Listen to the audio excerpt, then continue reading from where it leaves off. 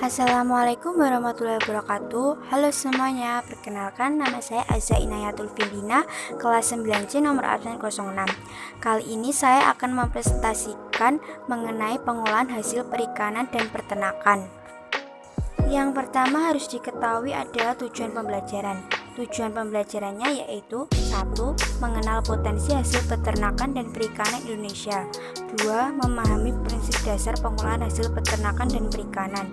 3. Menyebutkan contoh-contoh hasil peternakan dan perikanan. 4. Memahami metode-metode pengolahan hasil peternakan dan perikanan. 5. Mengolah hasil peternakan dan perikanan menjadi olahan pangan setengah jadi. Setelah itu yaitu pengolahan hasil peternakan dan perikanan menjadi makanan siap saji. Pengolahan bahan pangan hewani bertujuan untuk memperlambat kerusakan yang mengakibatkan reaksi biokimiawi serta menghasilkan produk olahan yang enak, beraroma, dan memiliki bentuk yang menarik dan bernilai gizi tinggi. Bahan pangan ikan dan daging yang masih mentah memiliki kandungan air yang tinggi sehingga dapat membuat ikan dan daging menjadi cepat rusak. Oleh karena itu, harus dilakukan pengolahan. Perikanan adalah kegiatan manusia yang berhubungan dengan pengolahan dan pemanfaatan sumber daya hayati perairan yang dimulai dari praproduksi, produksi, pengolahan, sampai dengan pemasaran yang dilaksanakan dalam suatu sistem bisnis perikanan. Sumber daya hayati perairan yang dimaksud mencakup ikan, udang, cumi, dan rumput laut. 1.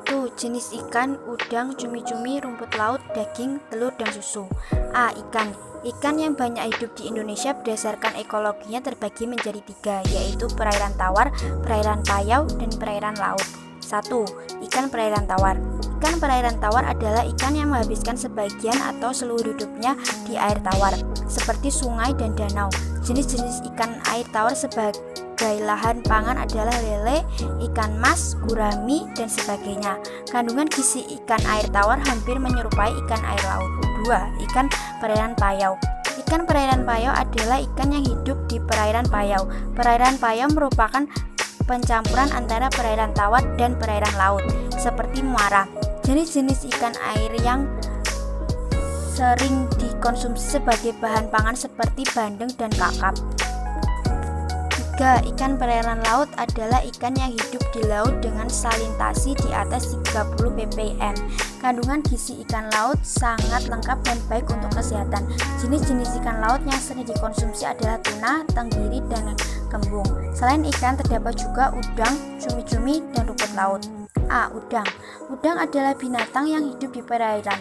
Udang biasa diolah dengan teknik rebus, digoreng, atau dipanggang atau bakar. B. Cumi-cumi. Bentuk cumi-cumi adalah silinder kerucut memanjang dengan warna bening kaca transparan disertai warna-warna lainnya, ungu, merah, atau kuning. Sesuai kamuflase tempat cumi-cumi tinggal. Cumi-cumi dapat diolah dengan teknik direbus, digoreng, dan dipanggang atau dibakar. C. Rumput laut. Tidak hanya dikonsumsi segar, rumput laut juga diolah menjadi kudapan seperti nori. Rumput laut yang hidup di laut dan pantai mengandung berbagai mineral esensial seperti zat besi, kalsium, nitrogen, fosfor, kalium, dan sulfur. Rumput laut juga banyak mengandung vitamin B12, A, K, C, D, dan E. Selain omega 3, rumput laut mengandung fukoidan anti kanker yang mampu menghambat perkembangan sel kanker dan tumor. Bagi penderita anemia, dianjurkan mengonsumsi 200 gram rumput laut segar setiap hari.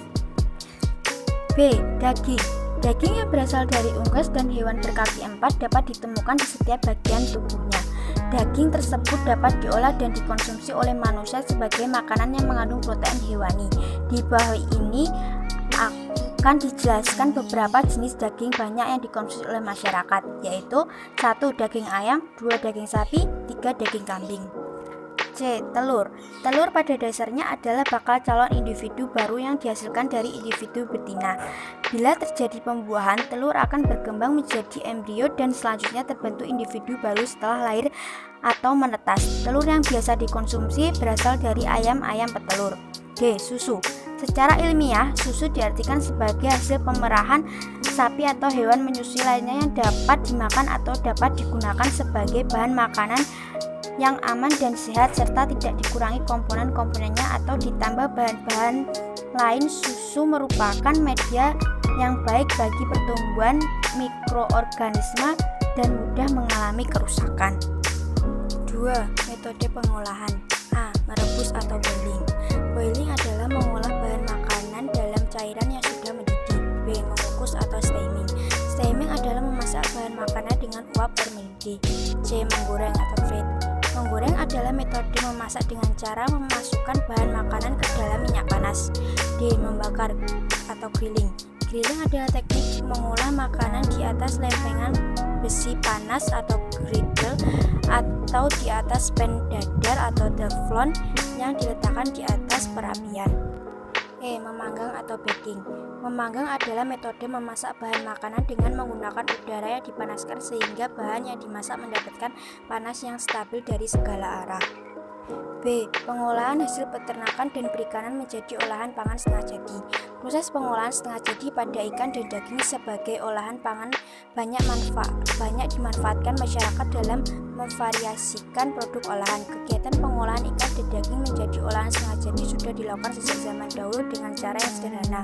Proses pengolahan ikan secara sederhana dapat dilakukan dengan cara penggaraman, pengukusan, pengeringan, pengasapan, fermentasi, dan pembekuan.